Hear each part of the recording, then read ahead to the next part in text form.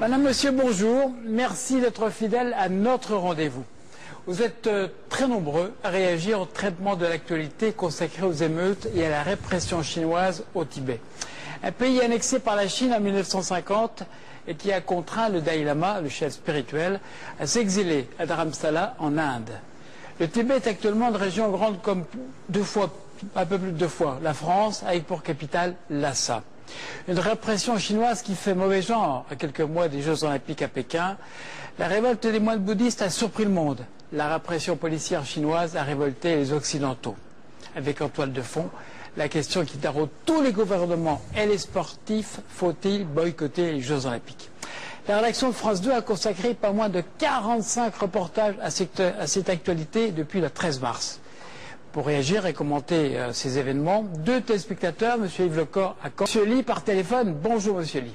Bonjour. Avec un grand reporter prix Albert Londres, le journaliste de la rédaction de France 2 que vous connaissez bien et qui connaît le mieux cette région, je veux dire Philippe Rochaud. Bonjour Philippe. Bonjour. Vous avez été correspondant permanent à Pékin pendant 6 ans et vous avez été très souvent au Tibet, faire plusieurs magazines pour Envoyé spécial notamment. Votre courriel pertinent comme d'habitude pose plusieurs questions.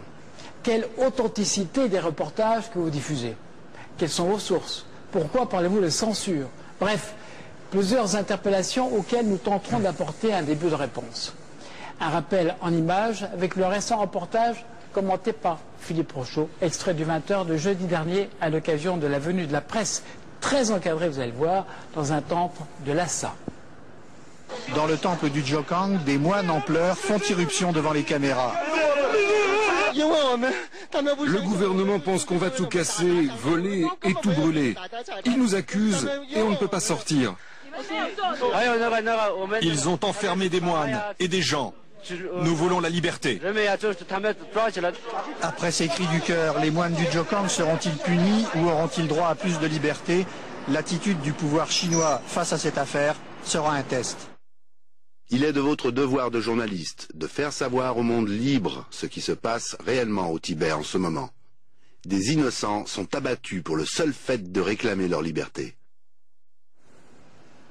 Alors Philippe Rochaud, je le disais en introduction, vous avez été 6 ans correspondant, vous connaissez bien ce continent asiatique.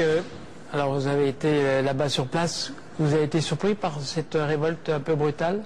Écoutez, le problème du Tibet, il existe finalement depuis 1950. Alors il a beaucoup évolué. La répression a eu lieu aussi en 1989. On en a beaucoup parlé à l'époque. Et là, c'est la plus forte émeute, les plus fortes répressions qui ont lieu depuis cette période. Donc finalement, ça n'est pas une surprise. Le problème du Tibet existe depuis longtemps. On s'y intéresse à des moments plus ou moins réguliers, notamment parce que là, il y a les Jeux Olympiques. Et effectivement, les moines tibétains ont profité aussi de cette opportunité à saisir. Ils auraient eu tort de s'en priver, de faire valoir leurs droits, leurs revendications, de crier un peu à cette injustice sociale à laquelle on assiste actuellement au Tibet. Donc... Alors, justement, vous qui connaissez la région et qui assurez la couverture pour France 2 régulièrement de ces événements, comment travaille un journaliste par rapport aux événements et compte tenu de la censure chinoise? Quelles sont vos sources? Êtes-vous sûr de vos informations? Alors d'abord, quand on est journaliste étranger et en plus qu'on travaille pour la télévision, c'est pas facile parce que avec une caméra de 10 kilos, on passe pas inaperçu. Donc il faut faire des demandes d'autorisation longtemps à l'avance. Ensuite, elles sont acceptées ou refusées. On vous demande qui vous voulez rencontrer et à chaque fois, vous devez avoir l'autorisation pour rencontrer les personnes. Ensuite, sur place, on vous met un guide qui est en général un guide tibétain d'ailleurs parce que d'abord, il y a le problème de la langue et il y a aussi des Tibétains qui travaillent avec le pouvoir chinois. Et donc là, vous faites votre reportage, mais par contre ce que j'ai remarqué c'est que le soir on est quand même libre, on peut aller rencontrer des gens comme on veut en faisant très attention aussi à ne pas que ces gens soient impliqués parce qu'ils nous ont parlé. Donc finalement c'est pas non plus la Corée du Nord si vous voulez, on arrive quand même à travailler, mais il y a aussi d'autres sources d'informations possibles comme par exemple il y a des photographes chinois par exemple qui sont au Tibet, qui s'intéressent à ce qui se passe dans la région et qui eux ont pu nous fournir les images que vous avez vues à l'antenne ces derniers temps. Merci Philippe pour cette première intervention. Nous allons entendre M. Lee par téléphone. La situation au Tibet vous concerne au premier chef. Alors que pensez-vous du traitement de l'information concernant la situation au Tibet dans les journaux de France 2? Bonjour mes chers téléspectateurs, messieurs. Je voudrais d'abord intervenir sur le reportage que vous venez de passer et nous avons visualisé. Les moines qui pleurent devant les caméras pour réclamer leur innocence. Les vidéos que nous avons visualisées, tous ont montré aussi la violence d'une minorité des moines, une minorité, on a bien insisté. Un point extrêmement important, essentiel dans ce reportage. Devant les caméras, devant les journalistes internationaux, avec toute leur liberté d'expression pendant les précieuses 15 minutes. Ils n'ont pas parlé de massacre, ni de pain de sang, ni parlé seulement emprisonnement de certains entre eux innocents.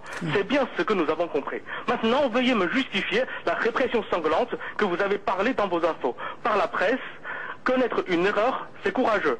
Autant plus que erreur est plus ou moins volontaire. Les excuses ne sont jamais trop tard. Faites-le quand vous sentez prêt. Et je demande aussi aux Tibétains en exil de justifier... Monsieur Lee, je propose une rapide réponse de Philippe Rochaud. Alors d'abord, il faut voir que les moines qui ont manifesté, bon, on les a vus à l'antenne, on les a vus casser des boutiques. Moi, au début, je pensais que c'était des images de propagande qui nous étaient fournies par la télévision chinoise, et j'ai eu beaucoup d'hésitation avant de les passer. Mais finalement, quelques heures après, ce sont des images de touristes qui nous ont été envoyées et qui montraient aussi la répression des moines. Ensuite, oui.